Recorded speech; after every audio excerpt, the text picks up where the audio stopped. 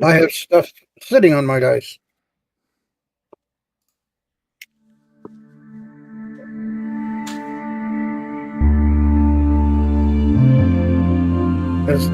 Yes, Ed, I still have my box sitting right here. Gotta keep it handy.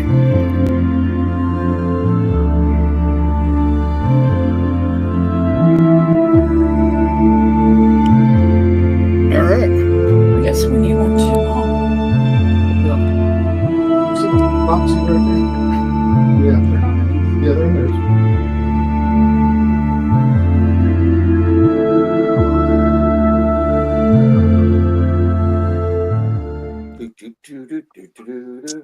Okay. I rolled a 12.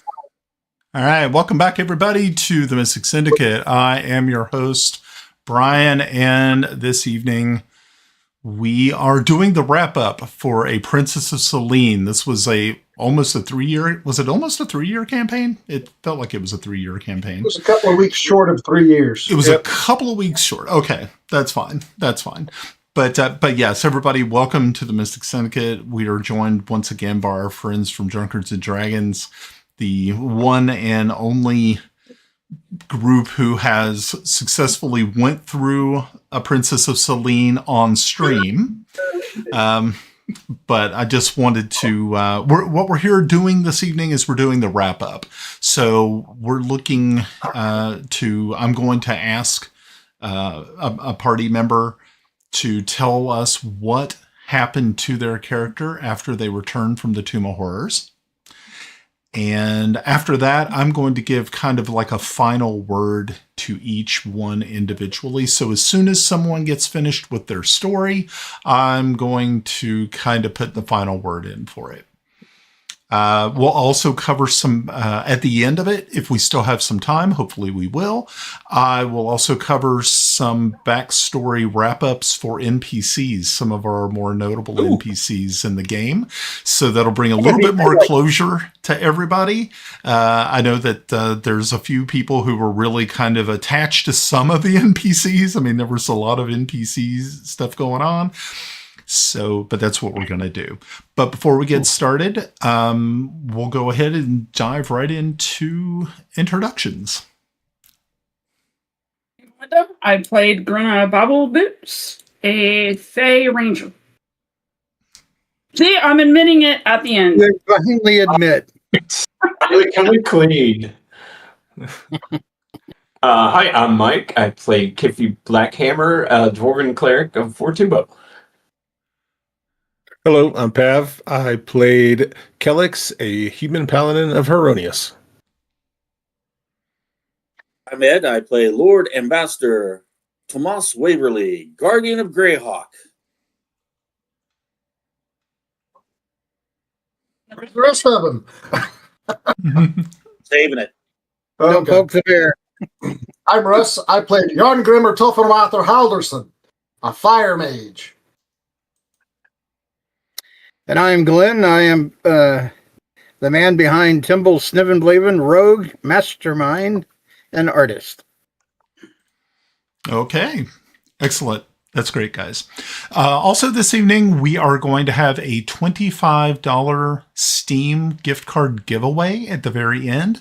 So if you want to participate in that, make sure to say hi in the chat. Make sure to engage with us.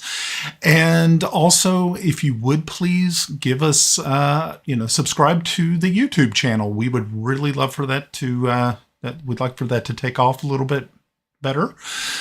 So if you want to be qualified for the gift card giveaway, make sure you say hi and 2, subscribe. All right. So is there anyone? Okay. That's right. You guys were going to roll for initiative to see who goes first. So did you guys already do that?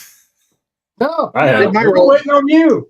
Okay, fine. So yeah, let's go ahead and roll for initiative and let's see what everybody gets. What eye number? A 13. Okay, 13. 2. A 2. 17. Come on, those initiative modifiers, throw them in there. 17. Heck, I don't even remember what they were. I just did whatever the thing. 12? And- 12? Okay. Mike, oh yeah, hold on. I guess we got to show, right? Definitely not very Kellex. wait a minute. We got Ooh. a short. What'd you get? No, 20. you don't have to show it. Don't worry about that. Just make sure to keep your number. So who had the highest one? Right now I know Grinna had a 17. 17. I had a 17. Yep. So Yeah. Kellex had a 20. And a Ooh. 20. Oh, so Yeah. Kellex, you get to go first. Jeez. The one time that I really wanted to roll. Okay. All right, then. Let's see. Let me pull this up real quick. And I do apologize for my reading here, so hopefully you guys will be able to understand me. Okay. The battle was won. Toby laid vanquished. The echoes of steel and spell finally silenced. Now, at last, it was time to return home. Not long after the heroes reached Pellic, Kellex received a message borne by Sending Spell. Prince Val's voice carried urgency and something more, hope. Kellex did not hesitate. Turning to Yarn, he said quietly, "One last portal before you rest, old friend. I must make haste to Instad." The wizard needed no explanation. He had seen the change in a paladin's eyes, the guarded light of a man who dared to believe again. Yarn smiled, weary but warm, and with practiced ease wove his potent magic. Space folded, light bent, in a heartbeat, Kellex was gone. He emerged at Instad and did not slow his pace. Through streets and gates he hurried, straight to the palace, heart hammering louder with every step. The great doors of the throne room opened. Prince Val stood waiting, joy written plainly upon his face. Then someone else stepped forward, Melda, and for a moment the world stilled. Kellex crossed the distance in a breath, gathering her into his arms as if afraid she might vanish again. He held her tightly, strength and tenderness entwined, while tears traced silent paths down both their cheeks. She was here. Kellex, her voice trembled. I feared you had fallen. And as I feared the same of you, he whispered into her hair. But I'm here, and so are you. Then the air itself seemed to shift, and Kellex felt another presence enter the hall. Ancient, measured, and heavy with memory. It was a presence he had hoped he would never cross path again, save for the day he stood steady, or ready, blade raised to see such darkness and finally undone. The drow sorceress stepped from the shadows, her voice calm and precise, as though the world itself bent to her will. You have done what I asked, she said, and I have kept my promise. Her crimson eyes lingered on them for a heartbeat longer, unreadable. There is one more thing you should know, she said with calm. Your princess carried life within her when she died. However, the void does not consume what it is not yet bound to the world. Melda's hand went instinctively to her stomach. Kellex's heart stopped. Melda, he murmured, why didn't you tell me? I never had the chance. Tears filled her eyes, but not from fear, of joy breaking through grief.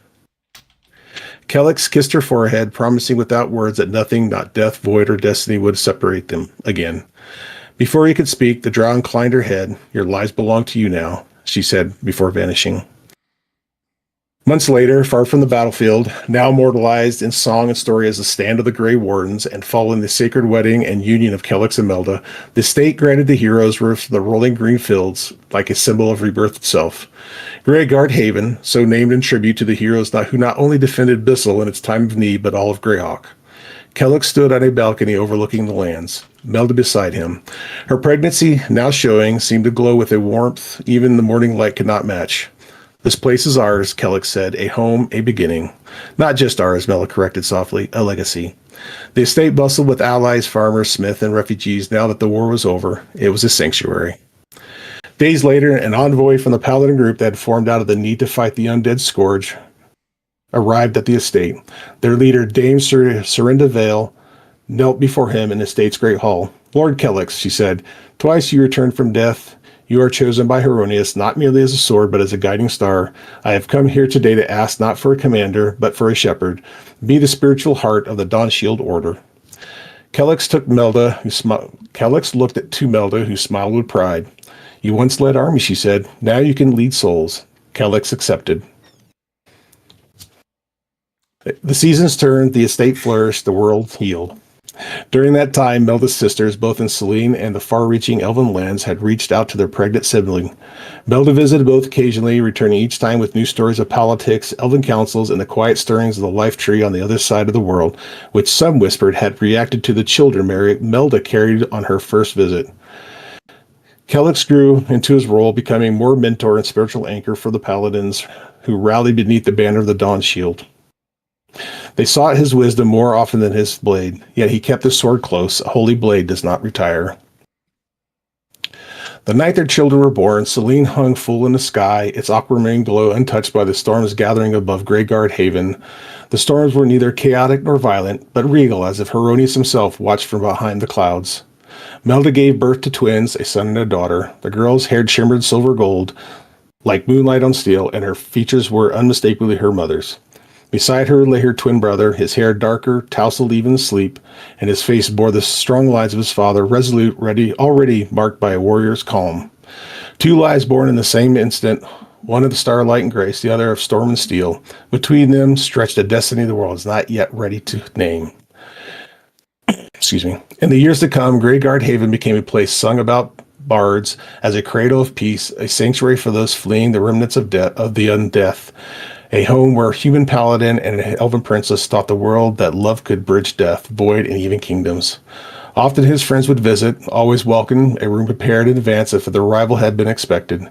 They would share memories both old and newly made, speaking late into the evenings of past battles and present lives, and exchanging news of the lands where his allies now dwelled or wandered. Kellex guided the paladin order with wisdom and humility, teaching that justice was not merely the strength of the sword, but the resolve to stand when others could not. Melda, envoy between nations and mother of twins born from light reclaimed, balanced 2 worlds with quiet grace, her presence easing elf and human alike. And their children, a daughter of starlight and silver and a son of thunder and steel, well, the world would have stories of them soon enough. For now the girl slept peacefully in her father's arms, her breath soft and steady. Beside her, her brother rested just as soundly, small fingers curled as if ready to gripping an unseen hilt. Kellex watched them both, heartful in a way no battlefield victory had ever matched. He had died twice, trapped in the shadows between worlds, but here, in the quiet warmth of Greyguard Haven, he knew with absolute certainty this was truly his rebirth. The end. Well, my Wow. end. We'll see. Wow. Can't follow that. Wow. Yeah, you can. I read your guys' stories and they were awesome. So, Oh my gosh. Another paragraph. Oh my gosh. Oh my. Okay. Go next. I invent Napster. Okay, so I'll go ahead and give the final word for Pavs. All right, Pavs. So the situation with yours is eventually, though you are, of course, called to your maker, to Heronius, at a very ripe old age. You are laid to rest not too far away from your home. You are attended by hundreds of well-wishers and mourners. The entire knightly order that was founded that you commanded is in attendance. And eventually your name would go on to live throughout history. And that is how I kind of pictured your going out. Wow. thank you. Thank you, Brian. That was awesome. No, appreciate it. Thank you. Dude, just what you were written. I was sitting here just getting like, oh, geez. I'm like, I had like chills and I'm like, oh my gosh, this is like, okay. Okay. So who was next? All right, Grenna, let's hear it. Melinda, sorry, I'll be calling you Grenna forever. I feel like an underachiever now. Like I did the bare minimum of requirement. I don't like that. All right, anyway. You're a teacher. Yeah, you do work in public education. And your point? Bare minimum. No, sir. Not this one. I don't know. Okay. All right. Grinna returned to Pellic with the group and found herself at a loss. Everyone eventually went their own way. Some sought to learn more about their spouses and children that they have yet to meet. Others began new families. Some pursued fresh adventures or followed long-held passions.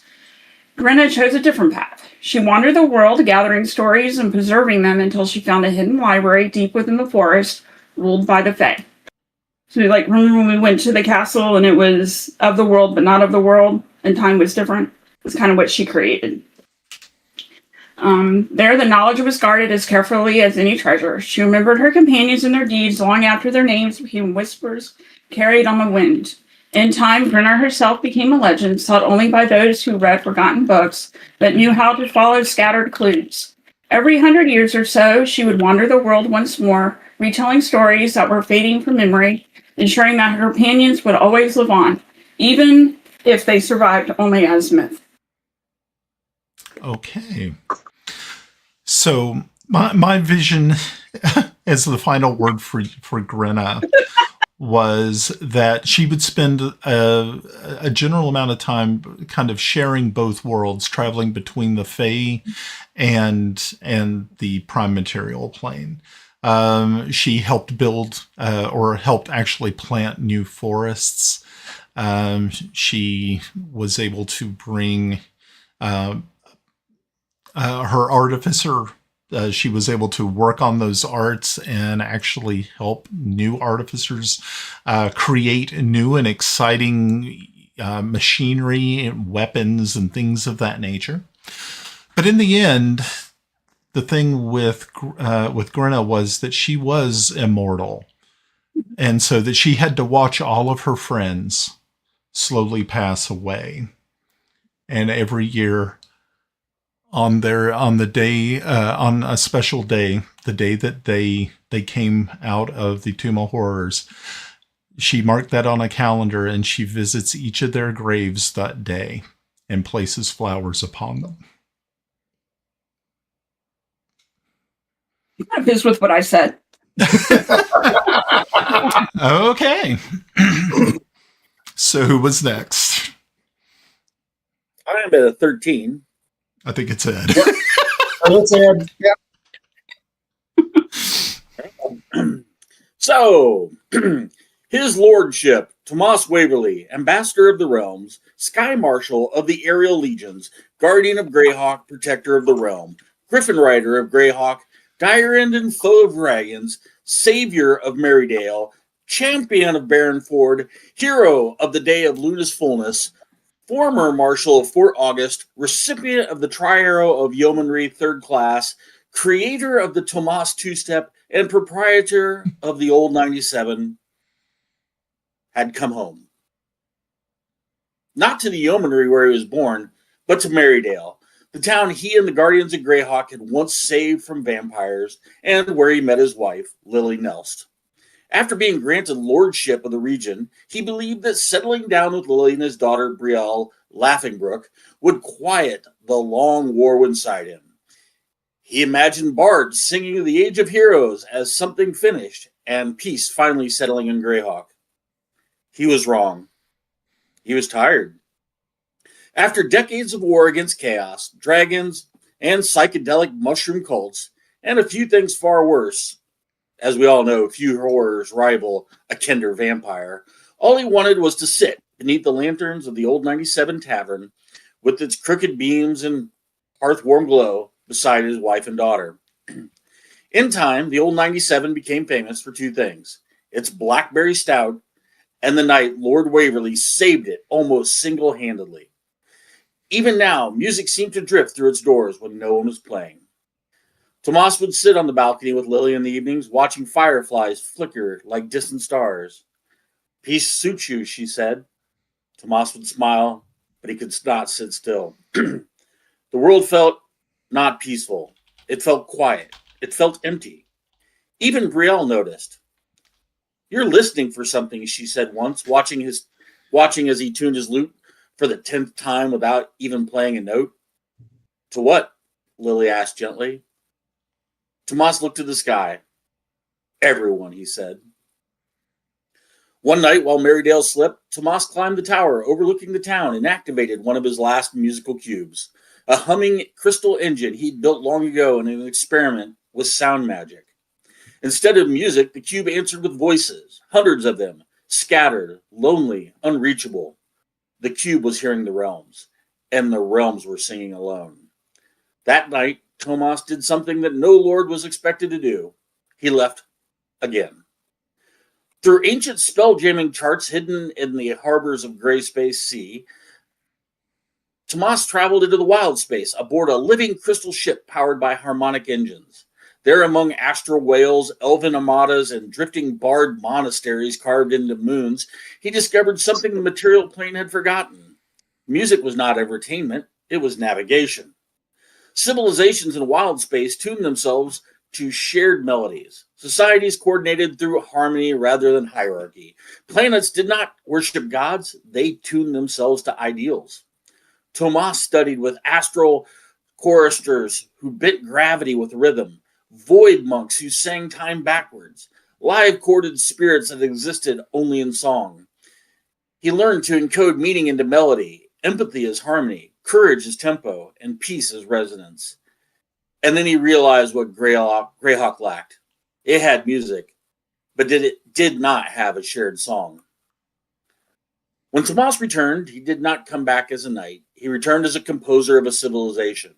Using profits from his vast gas mining empire, a network of lighter-than-air extraction towers that powered spelljammers, sky cities, and airships, he expanded the musical's cube into something far greater. A crystalline network of harmonic relays able to capture bardic performances, encode them with emotional magic, and transmit them through the ethereal, receiving songs from anywhere. Bards can now sing from desert cities, underdark caverns, floating islands, remote monasteries, and lost villages, and be heard everywhere.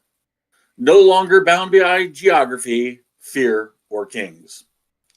Something changed. People stopped rallying behind banners, stopped kneeling to tyrants, stopped killing for crowns. Instead, they turned themselves into songs. Each culture found its own melody.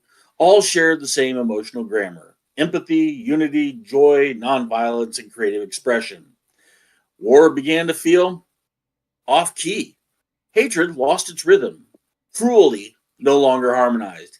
Even the gods noticed. Some raged, some listened.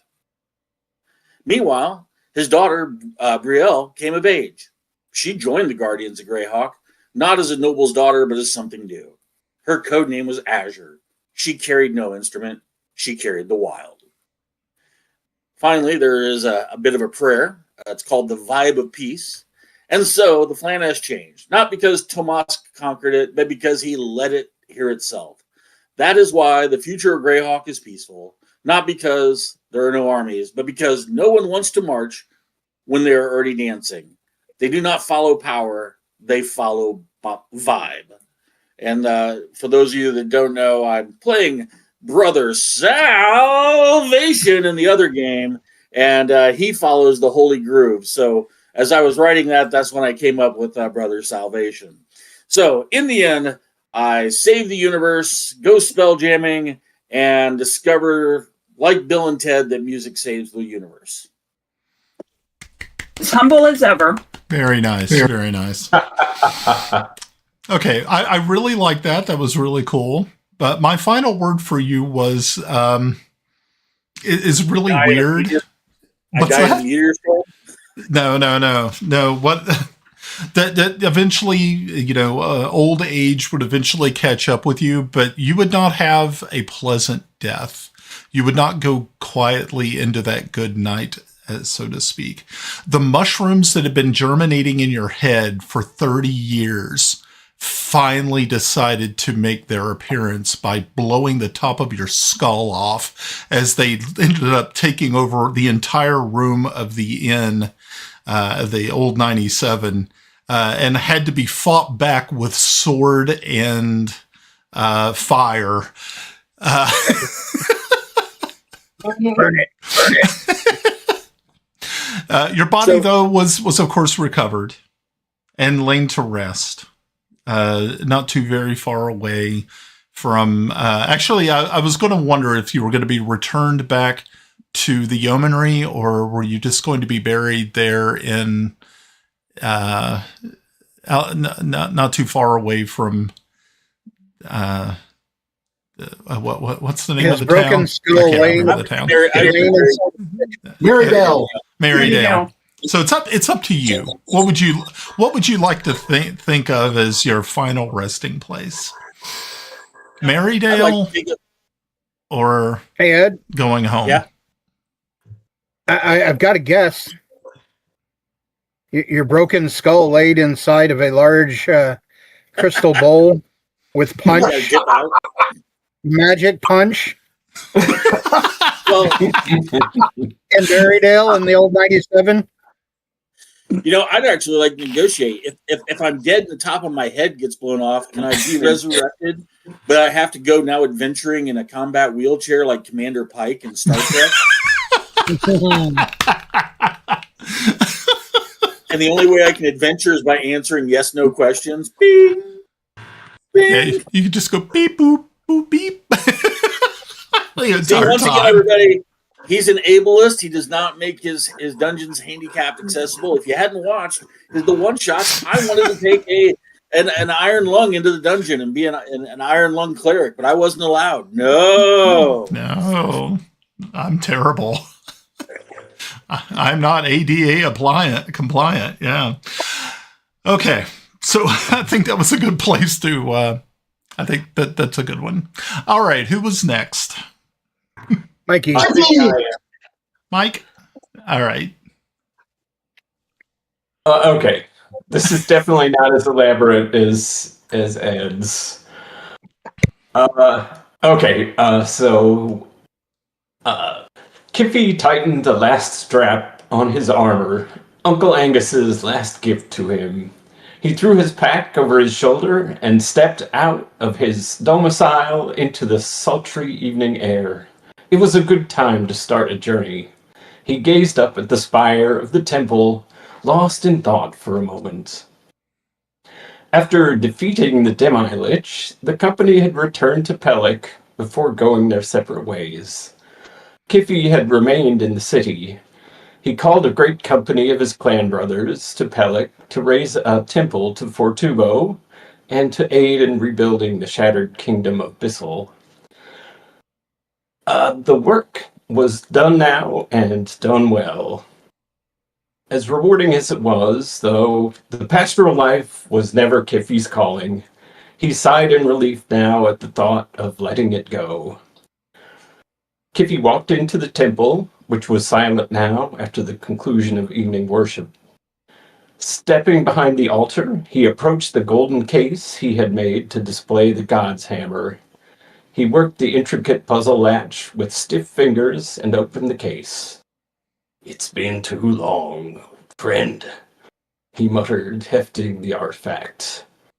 With that, he walked out of the temple's front entrance and out through the temple's main gate. His acolyte, Brody, was waiting for him there with the ponies. "Well, lad, are you ready to go?" The other dwarf grunted assent and held out a set of reins to his master. Kiffy swung up into the saddle, the god's hammer glittering at his side. "Back to the wars, then."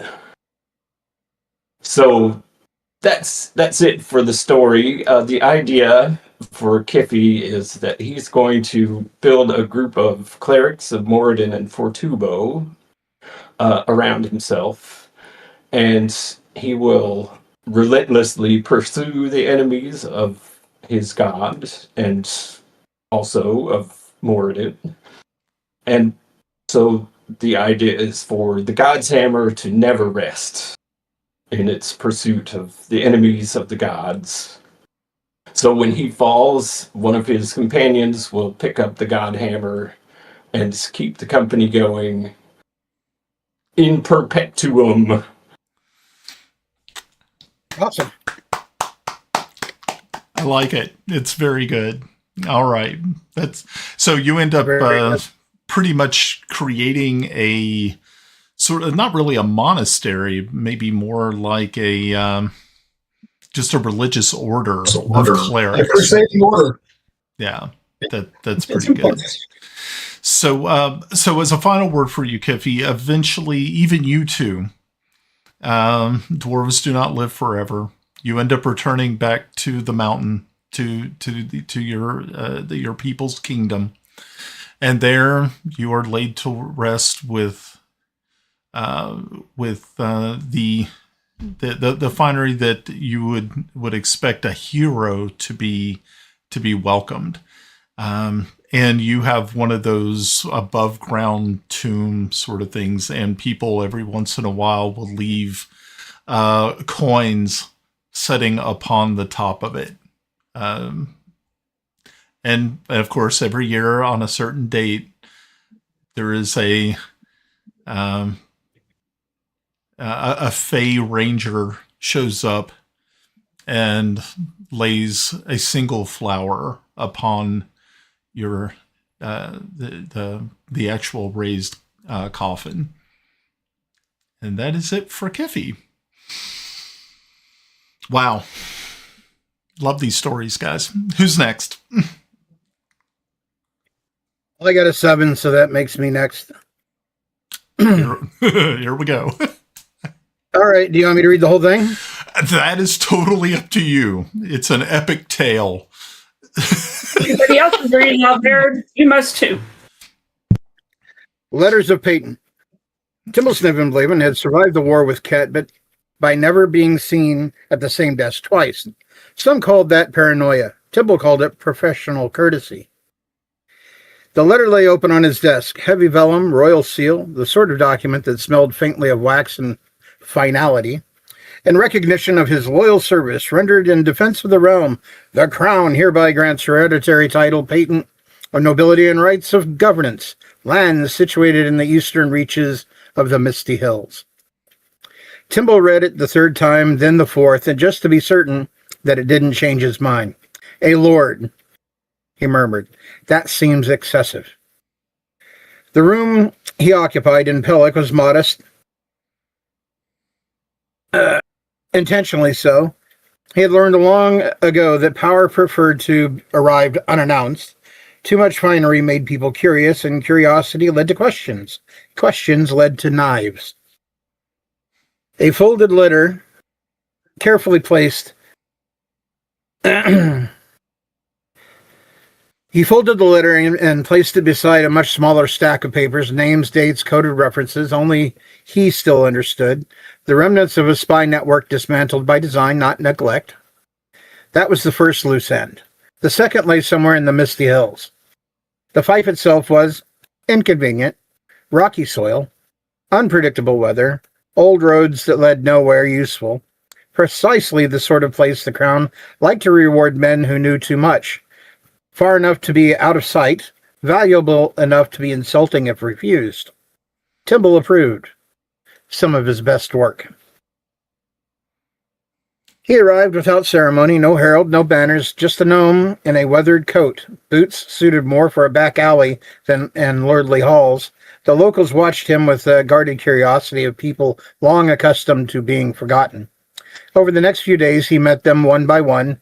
The reeve who skimmed taxes but kept the roads passable, the shepherd whose family had vanished during the war, taken by Kedite raiders no one officially acknowledged, the elder who gave advice, always gave advice, the stone tower on the ridge that definitely had not been used as a listening post, no matter what the neighbors whispered. Timble listened. He always listened. At dusk on the third day, he climbed the ridge alone. The tower was exactly where the old reports said it would be. The hidden cellar still intact, the cache undisturbed. Inside lay the final proof of his work. Coded correspondence, ledgers, bribes, paid, favors owed, names of collaborators who had switched sides just in time to be useful. Leverage. Timble stared at it for a long while. Then he lit a lantern. Paper curled, ink blackened, secrets became smoke. When he returned to the village the next morning, he announced the construction of a granary, repair of the old bridge, reduction of taxes for the next 3 years. They stared at him as if he had performed a miracle. He smiled politely and said nothing of miracles, only of plans. That night, the small manor barely qualified as such. Timble Snivenblaven wrote one final letter, this one unsigned, addressed to no one in particular. The war is finished, the web is cut, what remains will govern itself. He sealed it, locked it away, and went to bed early. For the first time in decades, no one needed him to know anything by morning, and that, Timble decided, was his true reward. Chapter 2, The Acorn and the Oath. The acorn was warm. That should not have been possible. The misty hills were cool even in the high summer. And the soil Timble held in the palm smelled of stone and damp roots. Yet the acorn pulsed faintly, with a heartbeat felt through wool. He knelt anyway. He pressed the acorn into the soil and with both thumbs. The ground accepted it. That more than anything else told him that the grove had been listening. I did not turn to the gods, Timble said in a low voice. Precise. They rule too broadly. They demand faith when certainty is required. The trees did not move. The air did not stir. Still, the words traveled. I did not turn to kings, he continued. They die, or worse, they are remembered. The soil beneath his knees warmed, not with heat, but recognition. I turn to you because you endure where oaths fail. No witness, no banners, no heraldry carved into stone. This was not a matter for courts that pretended permanence came from paper. Timble Snivenblaven, Lord of the Nameless Fief, covered the acorn with earth at the heart of the grove. He had promised during the war, a promise made in whispers, sealed with borrowed time and the blood of others. I am here, he said aloud, standing, his voice steady, as agreed. The forest answered, not with words at first, but with the movement of leaves turning without wind, roots shifting beneath the soil, shadows deepening to impossible geometry. The grove widened subtly until the trees no longer belonged to the surrounding hills. Their bark shimmered with old memory. Their branches arced as if listening. Then she stepped forward. She wore the shape of a woman because that made the conversation easier. Her hair was pale green, of new growth. Her eyes, dark as loam, turned after rain. She did not smile. You come as a lord now, the Phalas said, not as a petitioner. Timble inclined his head, not a bow. Respect, not submission. I came as the same gnome that bargained with you while Ket's knives were at Bissell's throats. Only now the land is mine to keep my word upon. She circled him once, bare feet never touching stone or root. You promised us freedom, a place unshorn by iron, unmeasured by plow. And you have it, Timble said. This grove, and what grows from it. Fey law within its bounds, no tithe, no fence. Her gaze sharpened, and yet you bring blood into it. Timble exhaled slowly. Yes. He did not pretend this was romantic. Fey despised false poetry more than outright lies. I am mortal, he said. My title is hereditary. My land is not guaranteed. Bissell remembers service until it doesn't. Kings die, councils forget. The forest leaned closer. I will not have this land stripped from my people 2 generations hence because a ledger changed hands, Timble continued. Nor will I have your grove cut down by my grandchildren's grandchildren because they no longer fear the old stories. Silence stretched. Then you would bind us with seed, the Phalas said softly. I would bind my line, Timble corrected, to the land, to the promise, to you. He met her eyes unflinching. A child of my blood and yours would not be a tool. They would be proof. As long as my blood remains, the fief remains. As long as the grove stands, so does my house. The Phalas studied him with unsettling thoroughness of something that had watched empires rot. Such children are long-lived, she said, not immortal as mortals imagine. They endure, they remember. That's acceptable, Timble replied. I have made a career of memory. At last, she smiled. And it was not kind, but it was not cruel. There will be a cost. Not coin, not land. I expect no less. You will age, she continued, slowly, unevenly. Your shadow will sometimes fall the wrong way. You will never fully be welcome among either court. Timble snorted quietly. That's always been true my entire life. The Fae laughed then, sharp, bright as breaking ice. She knelt, placed her hand over the buried acorn. The soil shuddered. Roots spread. Somewhere deep within them, something old awoke and stretched. Plant this well, Lord Snevenblaven, she said, for what grows here will outlast your wars. Timble rose, brushed dirt from his knees. I ask only one thing more. Her eyebrow arched. When my descendants forget why this was done, he said evenly, when they grow comfortable and careless, remind them. The face smiled, return, slow and dangerous. Oh, she said, we always do. And if your bloodline fails, she asked. Timble did not hesitate. Then the pact fails, cleanly, no lingering claim, no rot. You would allow the bond to end, she said. Most mortals would beg for clauses that never release. I've seen unresolved promises do. I've seen what unresolved promises do to nations, Timble said. I will not leave one behind me. The Fae studied him for a long moment, measured not ambition but restraint. At cost, she said. Again, you will age strangely. You will belong to neither court, and your descendants will hear our voices whether they wish it or not. Timble's mouth twitched, almost a smile. I've never been fully welcome anywhere. This changes very little, and children will adapt. The Fae laughed, then she soft, sharp, and entirely sincere. You're a dangerous little creature. You make endings part of beginnings. I've seen what many beginnings that never end or learn how to end. The laughter faded. Something older looked through her eyes. So be it, she said. She knelt a second time. Sometimes in the earth, something in the earth answered. By root and blood, she whispered. By moon that witnesses and soil that remembers. While your line endures, the pact endures. When your line is gone, the pact is dust. Nothing follows. Nothing waits. The words settled into the earth. Their roots spread like ink through parchment. Somewhere beneath the misty hills, that which awoke marked a name and remembered it. A grove exhaled. The world settled, and Timble Snevenblaven, spy master to Abyssal, no longer felt the weight of a future that could not be crossed without ink. And for the first time, he had not merely ended a war, he had begun a lineage. I'll end it there. That's way too much part. Wow. Awesome. Very good. Very, very good.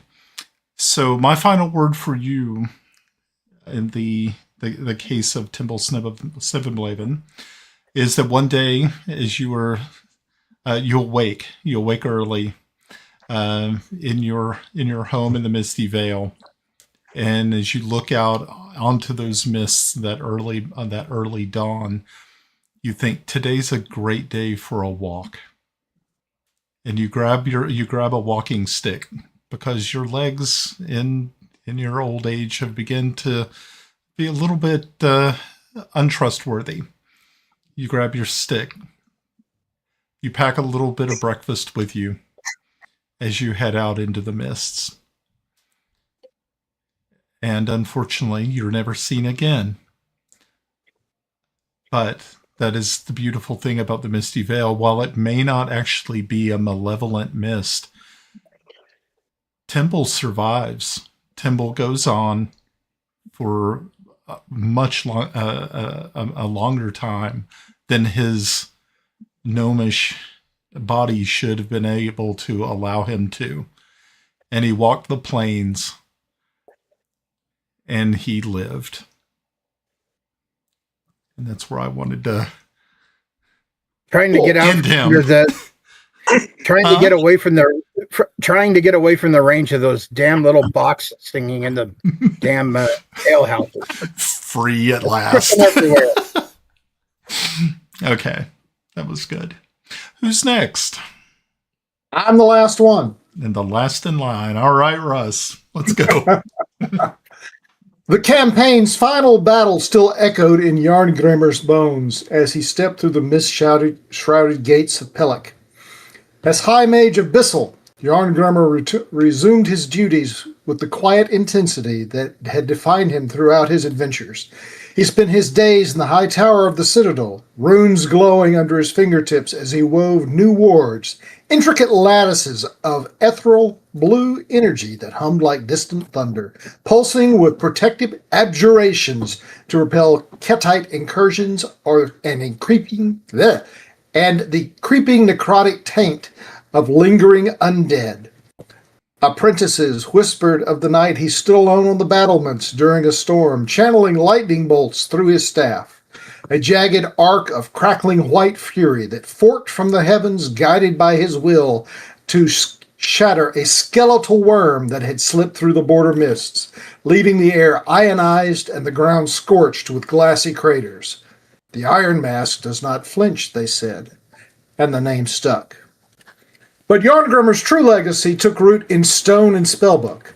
On a crisp autumn morning, with frost still clinging to the eaves, he laid the foundation stone for the Halderson Academy of Arcane Arts, in the shadow of Pellic's walls.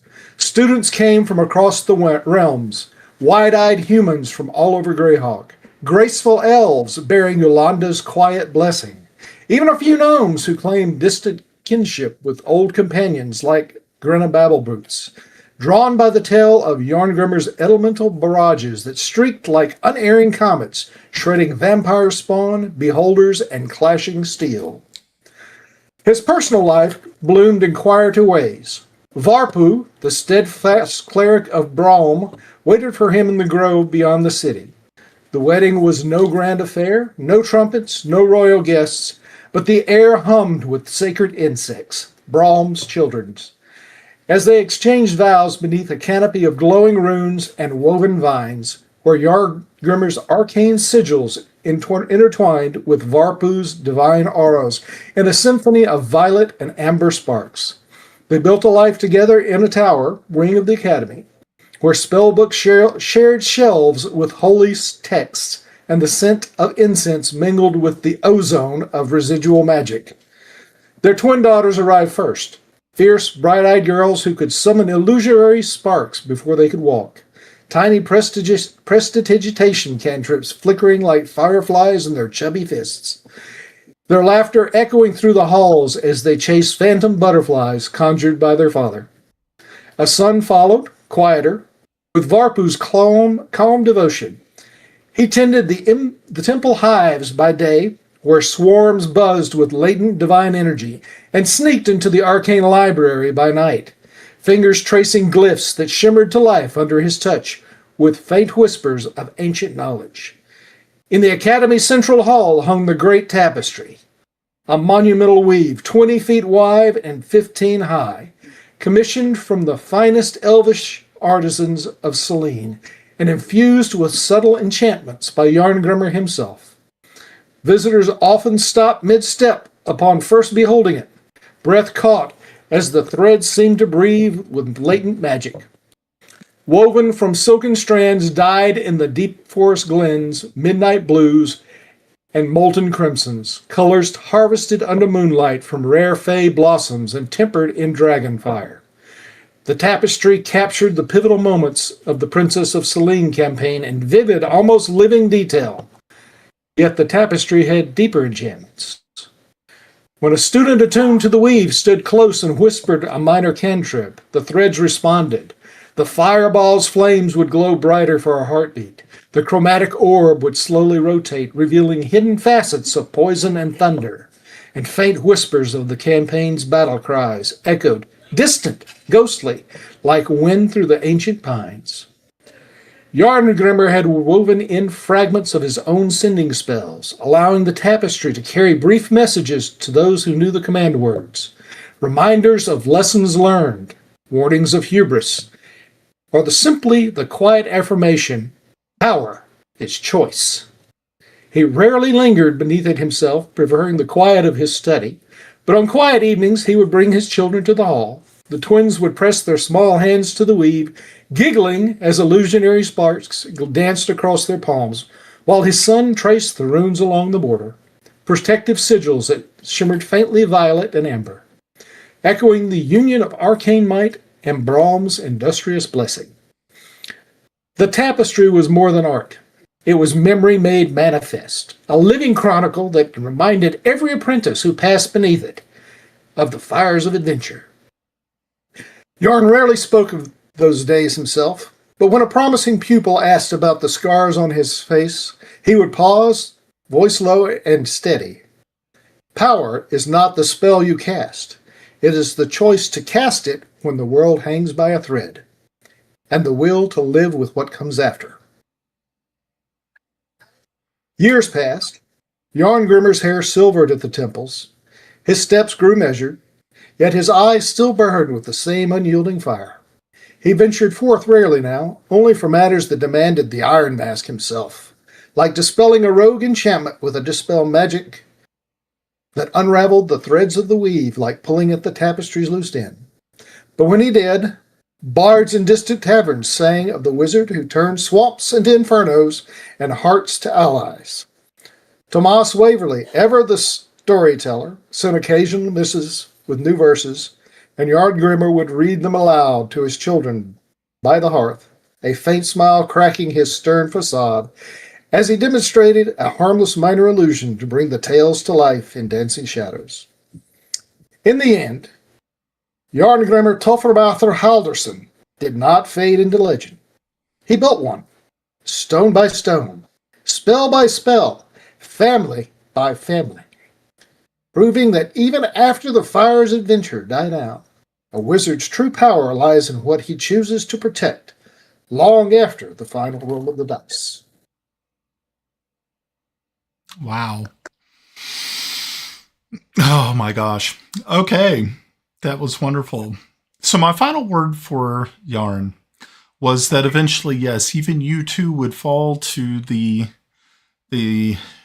grinding the grinding millstone of time. But you had set aside some magic. You had learned how to clone. And in a secret chamber far off, your clone stirred. It is often said that Yarn, I'll never be able to pronounce your middle name, Halderson, can every once in a while can be seen, sometimes in old libraries, sometimes in ancient tombs, where his original body lies with his family on this family estate. His clone, and maybe even possibly several clones, now walk the prime material and the outer planes, gathering more and more knowledge. So that's four of us that are out. Four of us are out wandering around. Yeah, and that's fine. Oh yeah. So guys, that was good. You guys did some really good writing. That was wonderful. I am truly impressed and also truly blessed to have been your dungeon master for the last, was it 2.9 years? 2.99. Brian, I sent you a picture as a message. Oh yeah? Okay. Yeah. I'll try to find it. It shows what Tomas Waverly looks like at the end of your story. Oh God. And for those that are, you can look at it on it's my last tweet on Twitter. Oh Lord. Do I want to know? Oh right, curious gosh. minds. Okay. Curious minds. So I did want to go over some of what happened to some of the NPCs. Just real quick. And I wanted to start off with Timothy Truelight and the Empress Ela Alzar. Of course, they would eventually marry, have children. Bissell and Ket would put their old animus aside, and wonderful things would come of that. Raven, this one I had to work on a little bit. Raven, I've been thinking about for some time. Now, Raven had asked that when you had returned from the Tomb of Horrors, that you bring back the portal stones that you had taken from some of the portals there. If you remember, that was one of the things that she had asked for. And I know that Timble had actually stored several of them in his, I believe, a bag of holding. So once he presents those to her, she is able to turn them into something just absolutely miraculous. And she opens what is called the Hall of Portals in Greyhawk. And every capital of every nation in the Flanness, other than, of course, monstrous nations, just the civilized nations, they now have a special portal. And all of them, so that means that anybody in any capital city, it only works one person at a time, so it's not like you can move entire armies through them. But they can go to Greyhawk without expending any actual magical energies. Being that she was a necromancer, and necromancy was always frowned on by the Crystal Citadel because of this just unbelievable gift that she was able to give to them, and to the people of Greyhawk and to the people of the Flanness. She was actually made a member of the Crystal Citadel. Being that Melda could not take the throne because she ended up marrying Kellex, Sentisha ended up taking the throne. And of course, the restored Sentisha turned it into a wonderful place, following in her mother's footsteps and her grandmother's footsteps. Asenath, of course, continued to be the queen of the Elven lands. Is there anyone that any NPC that I may have kind of missed that you wanted a little bit of, or is that good? How about our dragon friend and her wormling? Okay, so Eravisterax and her offspring, Selenistrax, were able to, of course, live a very, very long time. Of course, you got to think Eravisterax was only an adult. She was an adult dragon, so she had many, many more years. And so every once in a while, you all would be visited by Eravisterax and her child. And at the end, as time goes along, Selenistrax would take her mother's place as a friend of those in the Flanness who stood by her mother in her most in the most dangerous hour, when she had been brought low by that ballista bolt. That tale had been told to Selenistrax over and over, and she remembers. All right. I had I got one. Brian Okay. at the end of my tale. I was actually going to take time to go to see Asenath as queen, and I had offered her my my skills as a spy master to help her get her kingdom off to whatever. So that's where I was going to settle my daughter Brieg into ruling of the house, and move, and then I was going to go to House Bell Meadow and present myself and offer up my skills. Yeah, that's good. One more thing I wanted to throw in with Grenna's was that when her parents finally did pass away, she inherited the farm, which was in Rebekel. But being that no one else decided to take the manor house that was given to you in Rebekel, she decided to also sort of incorporate that into her lands. So if you guys remember, you were given a manor house and no one decided to even think about it, but that's okay. So what happened to Mos Eisley? Oh, well, eventually, that's actually really good because eventually, in like the original story, Mor's Ivy and Shira would eventually tie the knot underneath the life tree there in Stad. Cool. Yeah. Anything else? What was the purpose of the monorail? To distract Ed from doing anything else stupid. Okay, so of course the monorail wasn't really a monorail, but okay. That's just what Toby called it.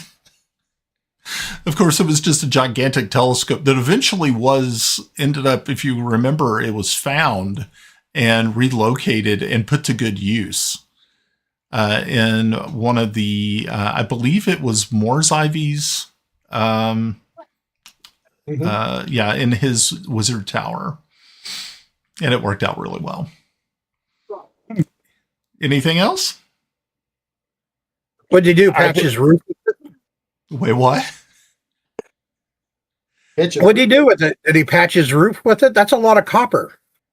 No, he actually repaired it and used it as a telescope.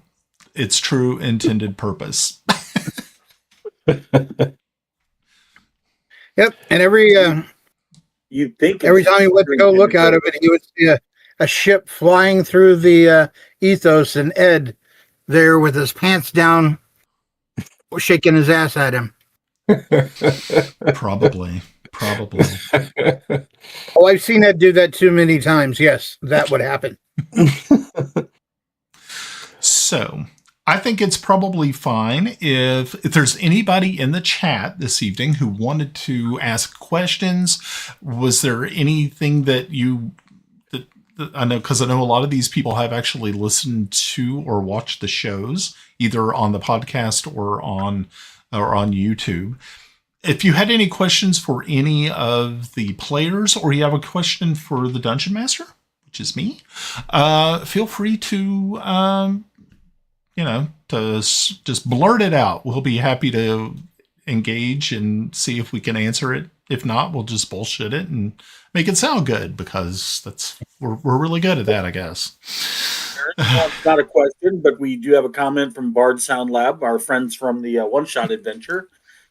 She says that her husband says Timble looks like an actual dwarf. I think at one time we all had beards except Melinda and Pav, because Pav tried, and did it ever take off? I actually cut it back. Then I showed up with a beard, and then you guys shaved. That's right. That's right. You did. That's funny. You got it here somewhere. Somewhere. Oh my gosh. How did you know I shaved? Oh, it must be Valentine's Day. Anyway. Everybody got shorter, and then Brian got bald. Yeah. You're paid.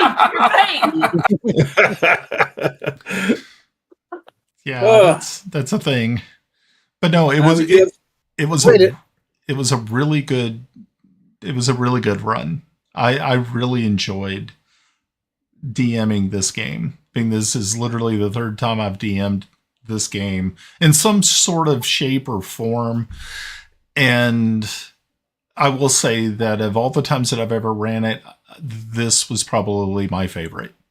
As I had said before, I don't think I've ever walked away from the table dreading it or in such a way that I just like, oh God, I just can't go on anymore. That was never That never happened here. I mean, there were some times when some of you guys would do some stuff, or I'd be like, I just want to die. But it wasn't where it wasn't going to totally affect the game. No, I had a really good time. You guys made it worth playing. I have to say I have that. a question, Brian. Uh-huh. So this is your third time running it, and Yes. the first time you ran it, some of those characters, and possibly in your second time, had evolved into NPCs in the reruns of the campaign. What Yes. characters out of our campaign would be in the reruns, and what impact would they have? Okay. So the second group that I ran through it, I took nothing from them because they made the game almost... They were the ones who kind of broke me. I was like, I will never remember any of your characters. I could care less. I could care less. So, but no, the first group, the NPCs that showed up in yours, one was Melda, and that was played by Cheryl, who back in 2010.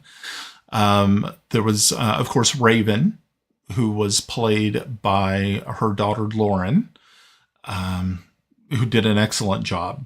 I mean, she actually kind of looked the part. She has kind of a goth look. Lauren was awesome. She did such a good job.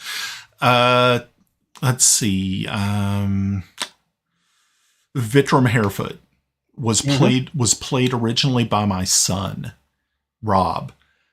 And he did such a great job playing Vitram, and he just did such a good job. Those were the only three that I brought over from the original group.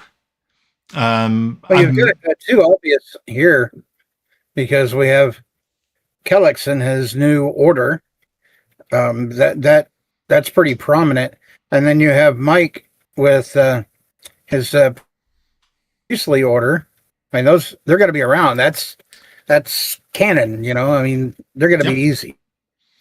Well, that's also kind of another thing. There is kind of a part 2 to A Princess of Celene. When's it start? There is actually a part 2.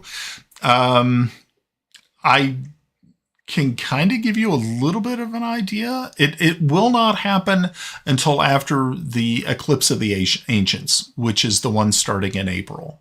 Eclipse of the Ancients is a totally different scenario, a different world. That's why I actually had the consent sheet sent out, because there was one question on the consent sheet that I needed an answer for, and everybody was like cool with it. So I was like going, we shall see. But we'll talk about that in April. So, but no, there is a part 2 to The Princess of Celene. And I believe it is called The Dark Lady is what it's called. And to give you kind of an idea of what it's about, there is a time in the future after you heroes had defeated the second coming of Asarak, that something happens to Raven. And Raven kind of turns to the dark side. And in doing so, she becomes a very ultra powerful lich and starts to do some extremely horrible and evil things. And it kind of leads up to where it's like 500 years in the future. She has pretty much taken dominion over all of the Flanness and has pretty much turned it into an undead hellscape. And you were sent from the Elven lands to fix what has been broken. And the way to fix what has been broken is, I can't tell you, because that's part of the charm of it. So now I had ran the original group through the second part, and it was really well received. So, How long did that one take them? 6 years. It was. Well, see, you got to think the first group only took about a year and 8 months. They did not do as many things as you guys did. We expanded this world and this campaign phenomenally. Just say it right. They didn't get sidetracked like we did. We're fair. We see something shiny and get paid. Well, we should have done it. We would have gone into the underworld thing. Which underworld? The Dark- the drow. Oh, okay. Yeah, if Yeah, we'd dark. used the transport balls and gone to the underworld. That would have been interesting because I didn't really think you would actually do it, and I'm glad you didn't because I didn't really have anything planned. I would have had to plan that on the fly, like really hard. Well, darn! That was hard to ignore for me because, my backstory going that way, I was tied to the houses that were firmly dealing with that situation. And what the hell is the name of that? The geography here escapes me. I can't think of the name of the Crystal Mist Mountains. No, it starts with an S. It's the nation that Sterich? Sterich, yes. Yep. Yeah. And I'm tied to Sterich through Lady. What was his name? Lorraine was Lady Ilia. And Ilia, yes. Yep. So, yeah, there were a lot. That was probably. Yep. There were a lot more intricate, like threads connecting you all to different people than the first group. Like I said, there was a lot. You all did a lot more, and it was really just more like I just sat back and let you all kind of figure out what you wanted to do. I mean, I'm not much. I don't really like railroading groups. And maybe back in 2010, I was it was a little bit more streamlined. With you guys, I just kind of like, okay, here's the situation. Here's what's going on in your world. You can, there were other options. Like I said, I mean, you could have taken that portal pearl and smashed it and ended up in, was it Meserizaban or something like that, which is, I can't pronounce all of those weird drow places. Or I mean, like you could have shown up in the Underdark somewhere, and anytime that I've ever ran an Underdark adventure or campaign, I wanted to just blow my brains out afterwards. Not literally, but I hate the Underdark. Is it just the environment, or it's the environment? It's just the constant just caves and weird stuff, and it's like well, how many, I don't know. I'd like the Feywild better than I did the Underdark. I just, because there's so many weird possibilities in the Feywild. I mean, it's just crazy, that's all. Yeah, but the Underdark is pygmies. The Underdark is full of horrible shit. Not the Underdark doesn't have the veggie pygmies. Veggie pygmies come from Expedition of the Barrier Peaks. Yeah. Is that the one with the spaceship at the top of it? Yep. Yeah. Okay. No. That's a secret. That's a secret. That's a secret. But Brian, you didn't answer my question. I'm sorry. The second campaign from this one, or for the Princess Celene, how long did it take the other players to finish that one? Okay. You said it was a year and 8 months for the Princess Celene, the original, right? Yeah, for the original one, it was a year and like 8 months. The part 2 for the second group was probably about a year and a half. Oh. Yeah. But yeah, it's like I said, the beginning is really, it's like I said, we'll discuss this if this is something you guys want to tackle later down the road. You could, this is definitely something we could explore. Same characters, or are we starting new? Actually, like I said, it'd be 500 years in the future.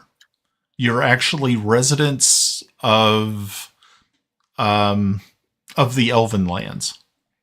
So you would actually be new characters, but you can, of course, 500 years is a really long Be time. descendants. Yeah, Yeah, you can use descendants. I would be happy for that. That would be great. I guess that answered your question. I hope. Yep. Okay, cool. Anything else?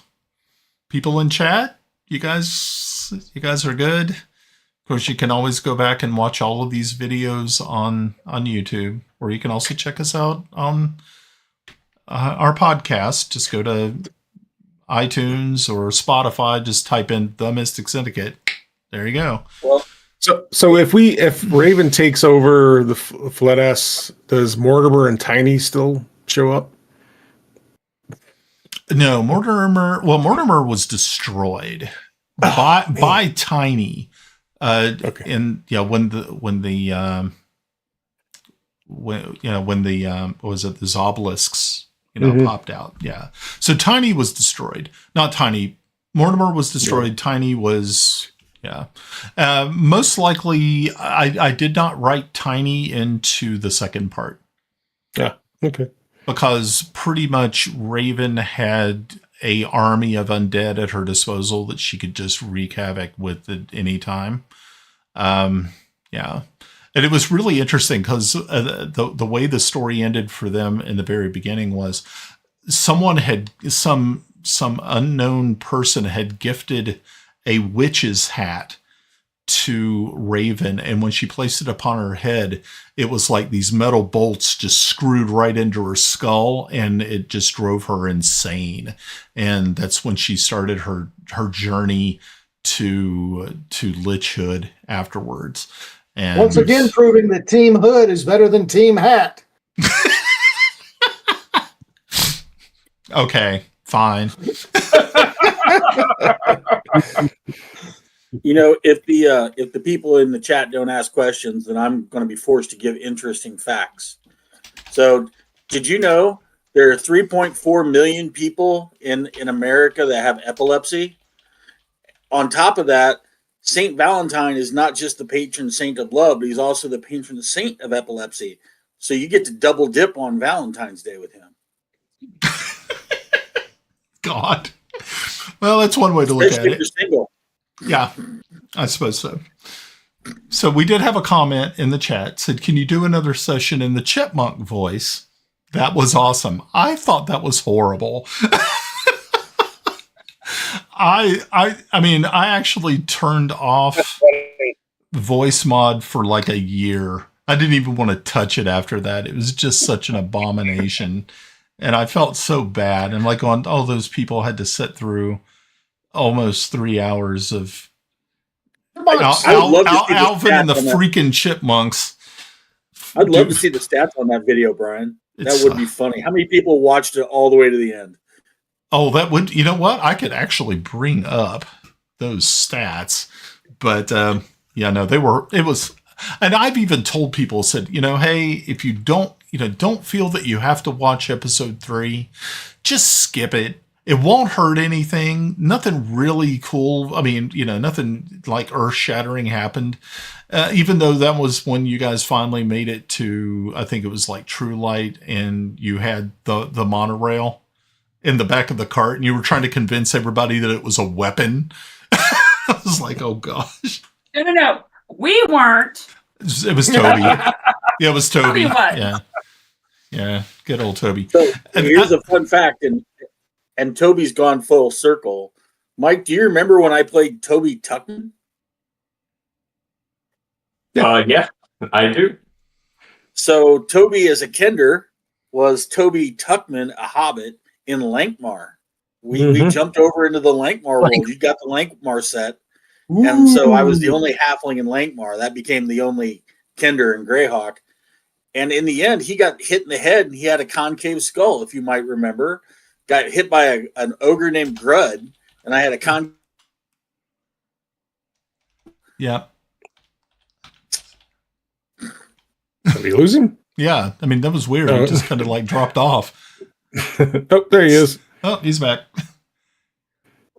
I just pointed out that Toby had a concave skull, and now Tomas Waverly has a concave skull too.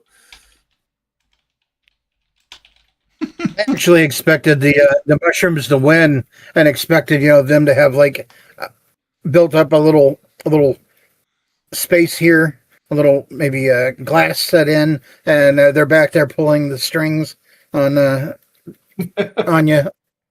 A little Waverly work here with the marionette. Kind of like in Men in Black when the head opens up and there's the person inside the skull. Yep. Yep. That's pretty good. Well, All right, Brian, what was the most shocking moment? the shocking moment that we did. Oh, The most surprising thing for you. what was it? I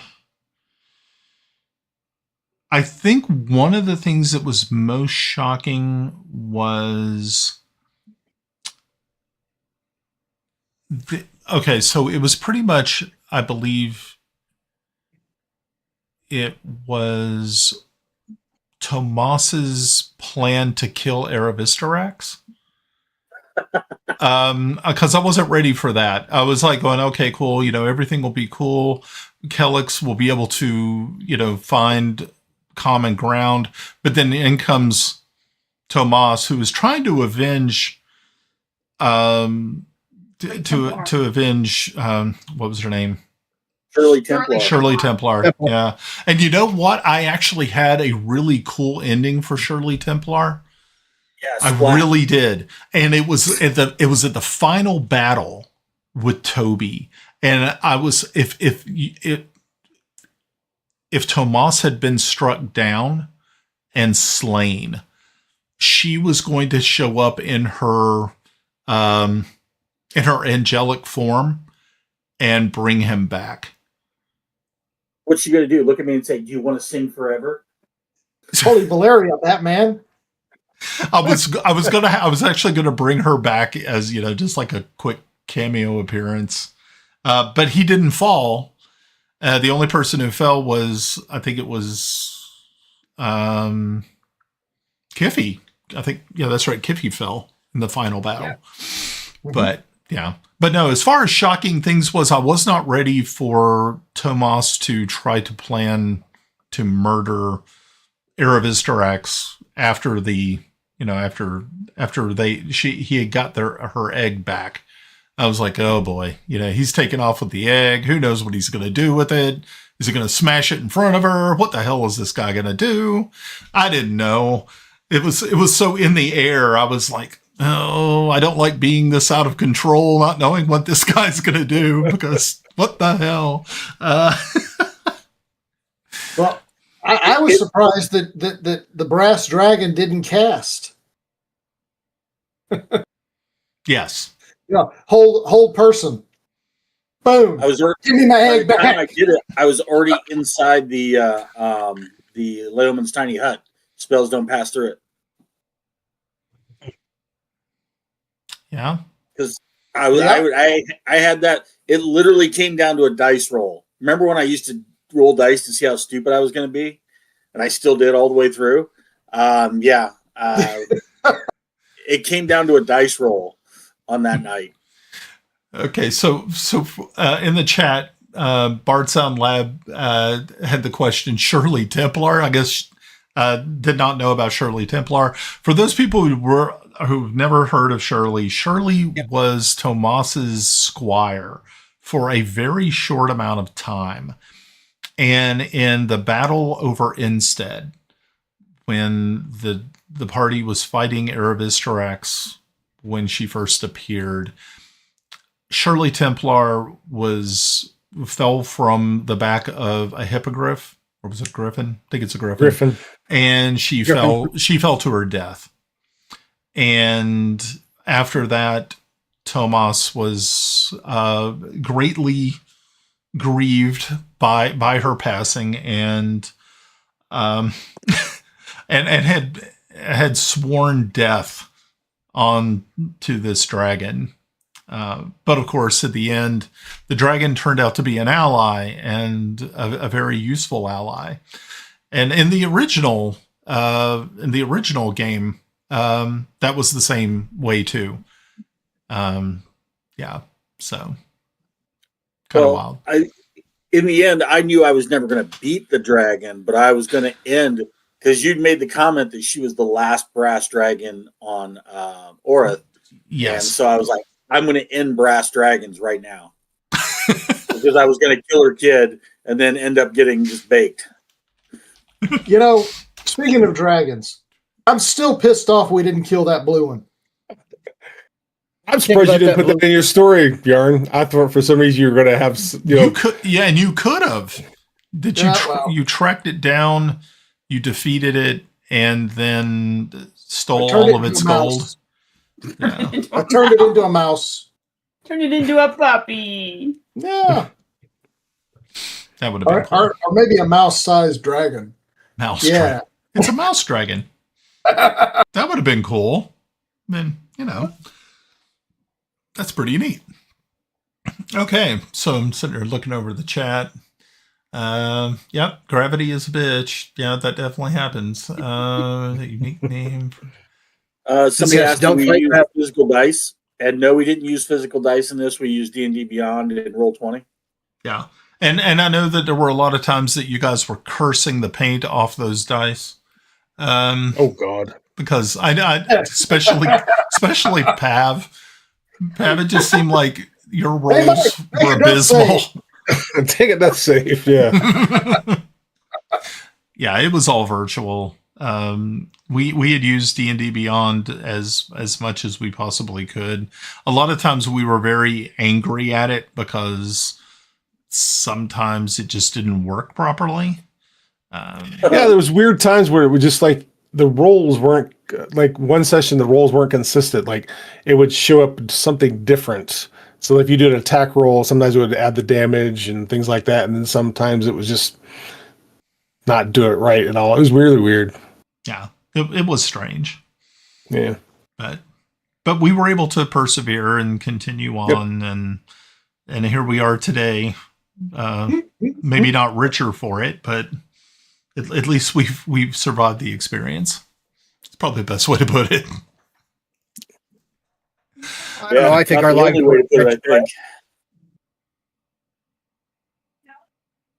What was that?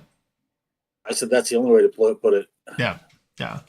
I would say primarily the Roll20 held out pretty well throughout for the most part. It did good. So I know I'm going to be continuing to use it. I'm now currently using it with my Dune Adventures in the Imperium sessions. I think we also we were using it for our one shots. Which we're going to continue to do one shots pretty, in the future. So if you like the one shots, and it does seem that the one shots, the actual dungeon crawls are very, very popular. So we're gonna explore that a little bit more. So make sure to and also what we'll probably try to do is, I know that we have a lot of people who have visited us on our streams, and have also visited us in Discord. And I don't know if for those people who are watching at home, if you've seen some of our other streams, we've actually take people from our Discord and bring them in. It's like Jolly has kind of joined the crew. He's in our what is it? Our Dune Adventures. Dune. And he's also in our one shot. So yeah, and we also had Bardcore or Bard Lab was in there with our one shots. So just hang tight, interact with us, and one day you too might be shanghaied into this shanghaied. Wow, that was probably not the way to put it, but that's the way I look at it. You're going to get shanghaied. You're gonna get what's the other word for it? Pressed into Press service. That's Press ganged, yeah. First game, yeah. Yeah, sorry. Yeah, for those people at home, it's like, yeah, these We're speaking just foreign watch out. language. If you get shanghaied, you're more than likely to get bum punched when you're doing barrel duty. Anyway, Don't look that up. It's don't look it up. Where the hell did that come from? You'll be on a list again, again. You'll be on a list again. Yes. We came off the list? Yeah. Alrighty. So I think this is probably not a bad time if we don't have any more questions from the chat. If you guys don't really have anything else going on, I think we could go ahead and switch over to our roulette wheel and get ready to do our $25 Steam gift card giveaway this evening. Don't know if so if you're in the chat and you have not subscribed yet, make sure to subscribe to the YouTube channel tonight. That will put you in the running for this $25 gift certificate. It usually takes about 3 days for a friend relationship to get started on Steam. So even though you win tonight, usually it takes 3 days to activate that, and then I can send you the card. I have never stiffed anybody out of a gift card. I'm not that type of person. You showed up, you did what you were asked, and I reward that. So make sure to do that. Alrighty. Role playing isn't storytelling. Dungeon Master is directing it. It's not a game. Oh, okay. Yeah. You're being forced. No. You shall enjoy yourself. No. Okay, so yeah, I'm gonna jump over here to our thing. Hopefully it'll work. Whoa. There it is. wait a minute. Who's got the name T Red Grave X? That's awesome. T Red Grave X. I don't know. Oh, that's cool. Okay, so let me run over here to our, because I got to add the names. Ooh. Time to add the names. Alrighty, so I'm going to need everybody's help because I'm going to just write down names real quick as fast as I possibly can. And hopefully we'll get spinning on this and we'll see who wins this $25 gift certificate. Alrighty, so I think I'm trying to think who is in there. T Red Grave X. Okay, so T Red Grave X. Bard Sound Lab. Bard Sound. Yep, Jolly Roger. Uh-huh. Bastion 7932. 7932. Uh-huh. Cool. Almighty Nick. Almighty Nick. Okay. I like it. Florges 127. Now I may mess these up. You said it was 127?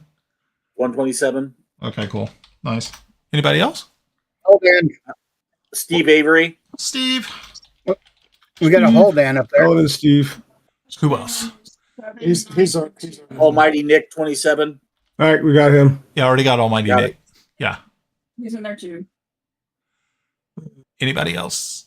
I don't want to. Do we get scene 8? Oh, 8244. Yeah. 8244. Did Okay. you get Holdan? Got it. That's me. I don't know who that is. That's me. That's that guy. That's that guy. That looks like everybody knew tonight. Strike Okay. him off here. Alrighty, so it looks like everybody is on the list. Yeah, we got Scene. Yeah, Scene's good. Paladin Steve. Did we miss Paladin Steve? Nope, that's Steve. That was That's the Steve one Steve Avery. you got in there. Oh, okay. Yeah. Okay, cool. I don't want to miss anybody. That's the sad part. We got Bastion. Yeah. Okay, Bastion. Yeah. Anybody else? Make sure we got Yanin. Some weird Navy guy. Anderson? That's Brian. Yeah, that's Brian? me. Yeah. Yeah. Yeah, I can't give it to. Oh yeah, well, that's your picture beside your name. I could give it to myself. Can we put on there? Can we put on there UNICEF so that if somebody wins, we can donate the gift card to UNICEF, and maybe those little kids in Africa can watch us play? Huh? No. What? We just I don't No. think so. Okay, so here we go. I think I think you just write bourbon. I think we got You can just- everybody. Bourbon. Bourbon? What? Bourbon. Are we sending the? Buy more bourbon. Oh, okay. I thought there was a person named Bourbon that I didn't add.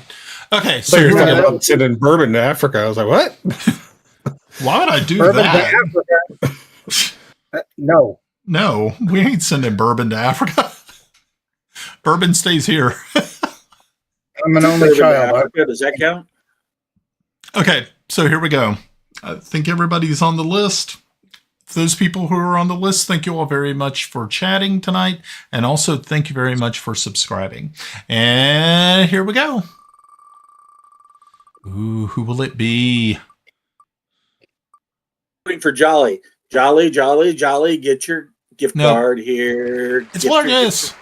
Florges wins. Florges, Yay! gift- And there's much rejoicing.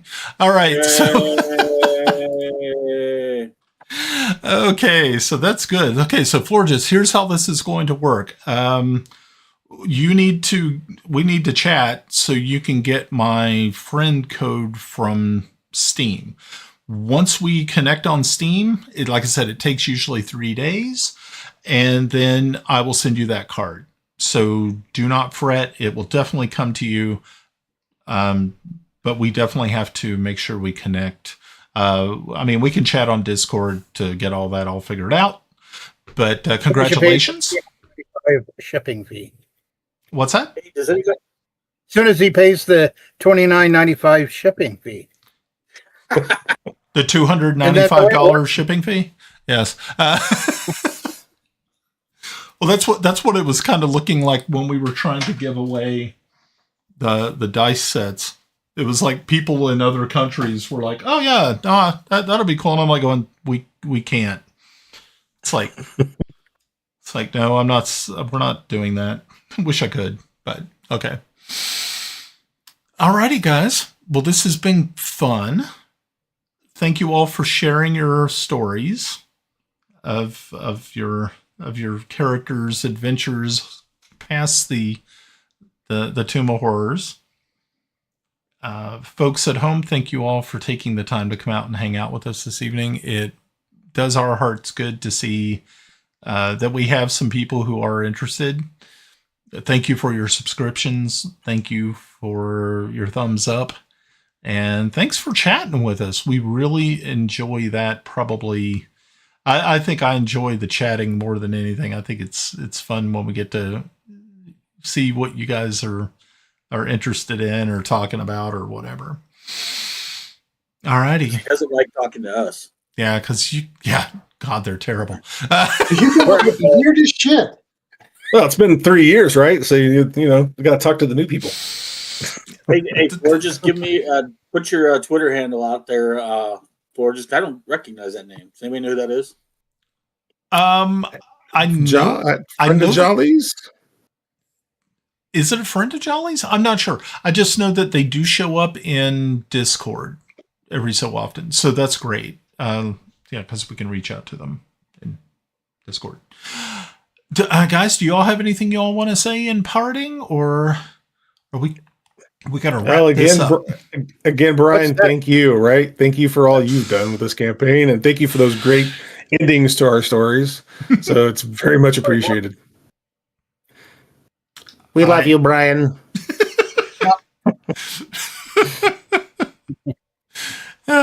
You're my hero. Oh, so. No, seriously though, Brian, we do thank you for 2 and almost 3 years of entertainment and camaraderie, and we all put up with it.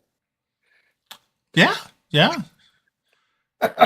that's true. We put up with it. And thank you guys for all surviving Yeah. this far. Yeah, think of this. Who here had medical emergencies over this period?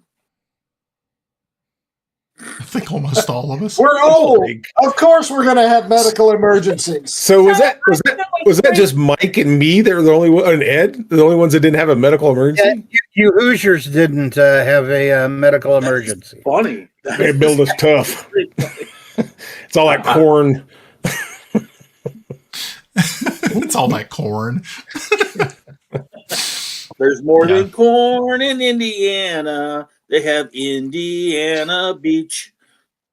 Oh, jeez. What the hell? Beautiful big chick for Boston, Indiana.